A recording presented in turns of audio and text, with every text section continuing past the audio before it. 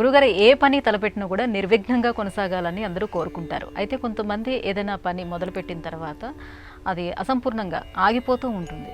అటువంటప్పుడు ఎటువంటి పరిహారాన్ని పాటిస్తే దాని నుంచి బయటపడే అవకాశం ఉంటుంది? ఒకటి, అందుకనే గణేష ప్రార్థన చేయమన్నారు, గణేష ఆరాధన చేయమన్నారు.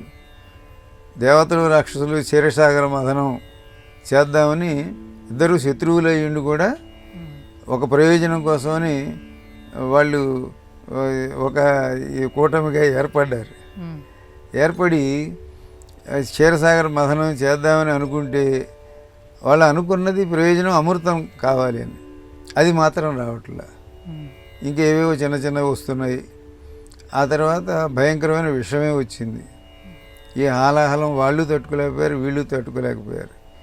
ఇంత ఘోరంగా ఎందుకు జరుగుతుంది దీనికి అంటే గణపతి ఆరాధన, విఘ్నేశ ఆరాధన చేయకపోవటం వలన అని. అప్పుడు విఘ్నేశార్చన ఆరాధన చేసిన తర్వాత వాళ్ళ ప్రయోజనం నెరవేరింది అన్నారు. కాబట్టి వాళ్ళు క్షీరసాగర మథనం చేసి మొదలుపెట్టి చివరిదాకా చేసేదంతా అర్ధాంతరంగా జరిగింది.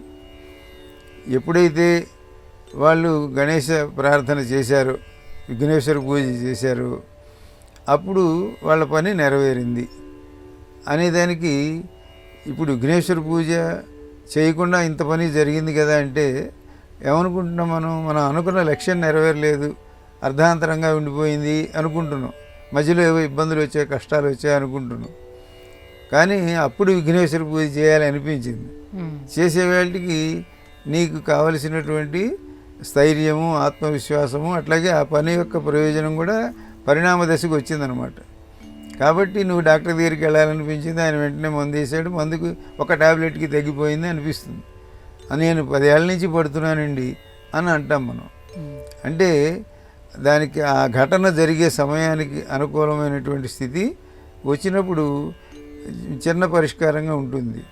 కనుక నిర్విఘ్నంగా జరగటం అనే దాంట్లో విఘ్నం మన మనస్సులో ఉండకూడదు. ఏమవుతుందో జరుగుతుందో లేదో ఇటువంటివి లేకుండా ఉండాలి. సంశయాత్మ వినశ్యతి అని మనకి గీతలో చెప్పారు. ఏ విషయంలో అయినా సందేహంతో కనుక మనం ఉన్నామంటే మనకు నష్టమే జరుగుతుంది అన్నారు.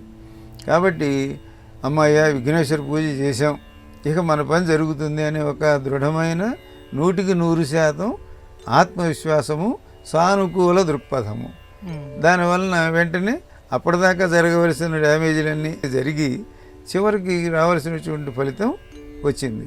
కాబట్టి మనం మన మనస్సుని అట్లా దృఢపరచుకోవడానికి ముందుగానే విఘ్నేశ్వర పూజ చేయండి అని చెప్పారు. ఈ విఘ్నేశ్వర పూజ వినాయకుడు ఉన్నాడా, ఆయనకు తొండం వంకరగా ఉందా, ఒక తొండం, ఒక దంతమా, 2 దంతాల, ఇటువంటి ఈ చిలిపి ప్రశ్నలు మానేసి మన మనస్సు విఘ్న బాధితం కాకుండా, విఘ్న చింతన లేకుండా కేవలం లక్ష్యం మాత్రం అర్జునుడికి ఆ పక్షి కన్ను కనపడినట్టుగా మనకు అదే కనపడాలి. కనపడేందుకు ఇదిగో విఘ్నేశ్వరుడు మనకి సహాయపడతాడు అనేటువంటి ఒక ఆత్మవిశ్వాసం, ఇవన్నీ ఒక రకంగా చెప్తే మానసికమైనటువంటి వైద్యాలు అన్నమాట. మానవ జాతికి ఎక్కడెక్కడ వాళ్ళు బలహీనపడతారో, ఎక్కడెక్కడ సందేహపడతారో అక్కడల్లా ఒక వైద్యం పెట్టారు. అందువలన మహాభారతంలో పాండవులకి, కౌరవులకి ఎక్కడ ఏ సందేహం వచ్చినా అప్పుడు వ్యాసుడు ప్రత్యక్షం అయ్యేవాడు. వ్యాసుడు వాళ్ళ చుట్టమే కదా, ఆయన వాళ్ళతోనే తిరగచ్చుగా, ఆయన తిరగల. ఆయన మాత్రం ఆయన తపస్సులు, ఆయన ఎక్కడో ఉన్నాడు. వీళ్ళు నిజంగా తీర్చుకోలేని ప్రాణం మీదకి వచ్చిన సందేహం వస్తే అప్పుడు వచ్చేసేవాడు, మళ్ళీ వెళ్ళిపోయేవాడు. కాబట్టి అట్లా మనని మనం సంస్కరించుకోవడానికి మన హిందూ ధర్మం మనకు అందించినటువంటి ఉత్తమమైన మార్గాలు ఇటువంటివి. కాబట్టి తప్పకుండా మన మనస్సులో ఉండేటువంటి సందేహములను విచ్ఛిన్నం చేసుకుని మనం ఉత్తమమైనటువంటి ఫలితాలు పొందటం కోసం, నిర్విఘ్న పరిసమాప్తి కోసం, అటువంటి దృఢ చిత్తాన్ని పొందటానికి ఆయనకు ఒక దేవుడు విఘ్నేశ్వరుడు, ఆయన పూజ చేయకపోతే ఇబ్బందులు రావటం, ఇవన్నీ పెట్టి వాటి నుంచి నీ మనస్సుని చెదిరిపోయేదాన్ని చక్కగా సూటిగా చేసి పెట్టడం అనేదాన్ని చేసి పెట్టారు మన మహర్షులు. వారికి నమస్కారం.